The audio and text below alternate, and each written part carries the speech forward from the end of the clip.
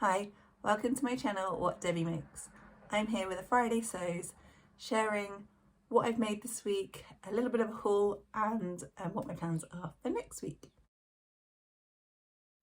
So this week I started with making a grime guard for an embroidery hoop, because I started doing a bit of cross stitch, and this is just to protect so you don't get like the oils and dirt from your hands onto your fabric.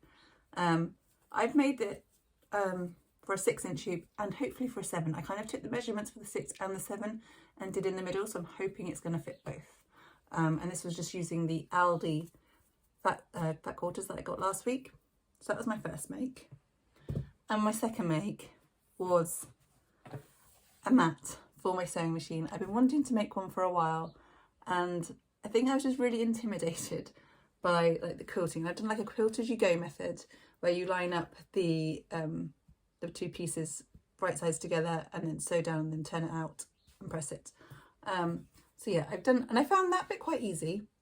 I actually used, I don't know if I've got a bit, instead of like batting or anything, I had a bit of this fleece, and I think I found it a little bit hard because it does have a bit of stretch to it, and I don't know, actually it has quite a lot of stretch to it. It was just some fleece that I had left over.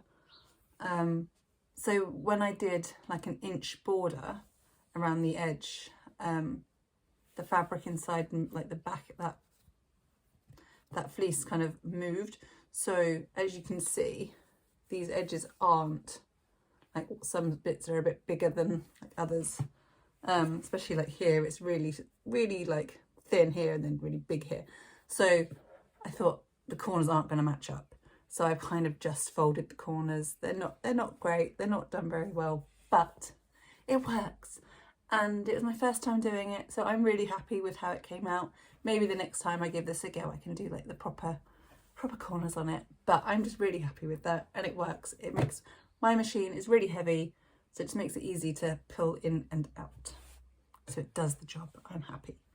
The next thing I made was an eye mask for sleeping with, mostly because my husband sometimes like sits with his phone and scrolls, and when it like changes from light to dark, I can see it, so I thought this would be good to have when he's doing that.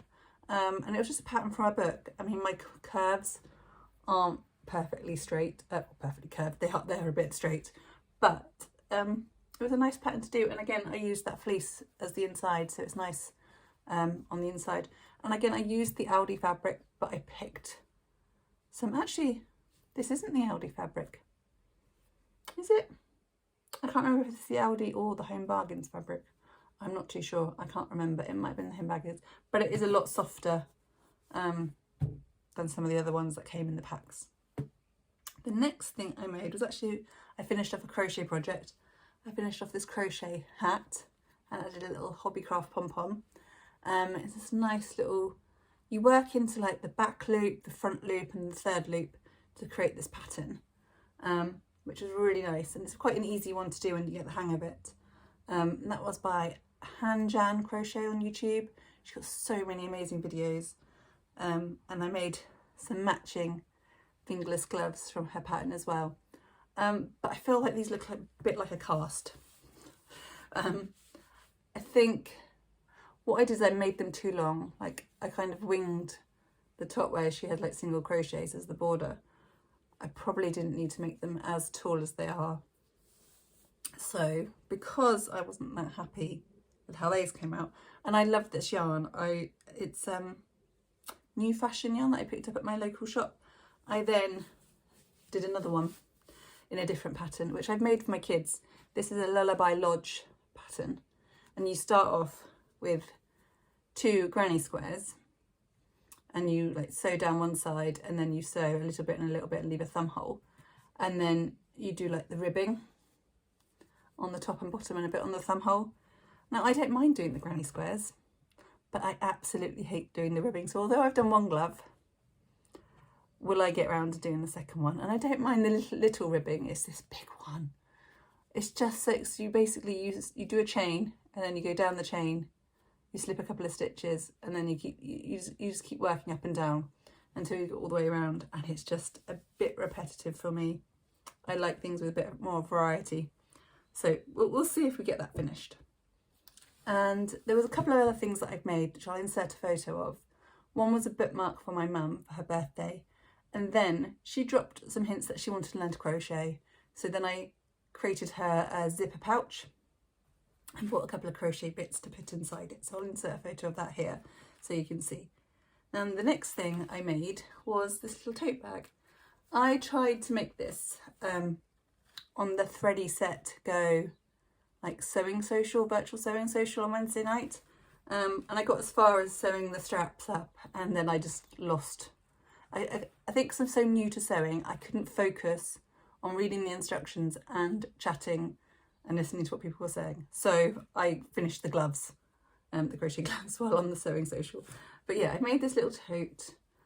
My lines are actually not so bad. I'm quite impressed that I got them quite straight. They're not their usual wibbly wobbly. So yeah, it's just a little tote with the little boxed corners.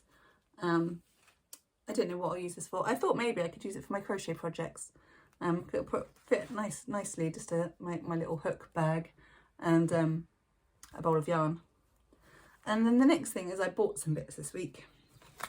So from my local little fabric shop, she does, like, it's more like a little haberdashery. She does loads of yarn, like hooks and threads and stuff, and a few bits of fabric, but not much. But I realised that she has these Coats Moon threads for £1.20.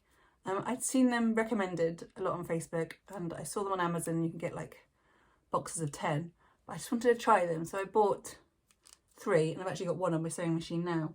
So I picked up those because they were nice.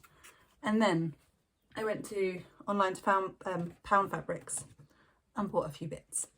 So first off, I got the invisible zipper for the Tilly and the Buttons Delphine skirt, which is what I was talking about last week with the invisible zipper foot, which I have not ordered yet. So I need to order another one of these so I have a practice one.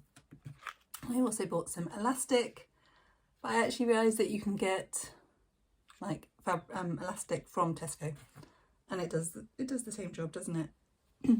Fabric wise, I got this black linen, which is what I was going to use for the Delphine skirt, and I'm just really nervous about first washing it and then cutting into it and sewing up. So I'm hoping to get round to this one this week, but you'll see.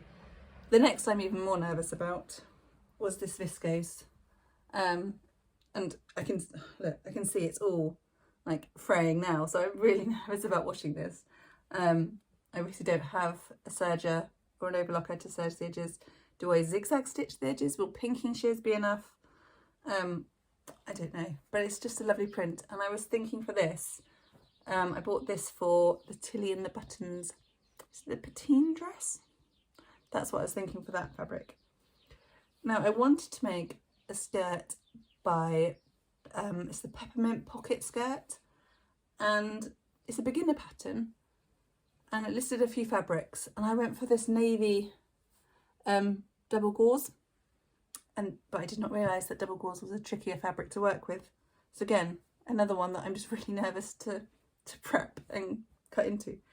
Then the next 2 fabrics I have washed, and they're cotton. So I feel quite safe with these. And first up, it's this lovely Constellation one. My youngest wants a skirt out of this, so I think this will definitely be a project for next week. And then my eldest wants a skirt out of these swallows. Like a navy background with little white swallows on, and I've got 2 meters of this, so I can definitely easily get a skirt for her, and then maybe something else for me, I don't know. But those are all the things that I bought, and I've washed the 2 cottons, so those will be projects for next week. My other projects for next week are going to be hopefully one of the skirts for me. I don't know which is going to be easier, the double gauze or the linen.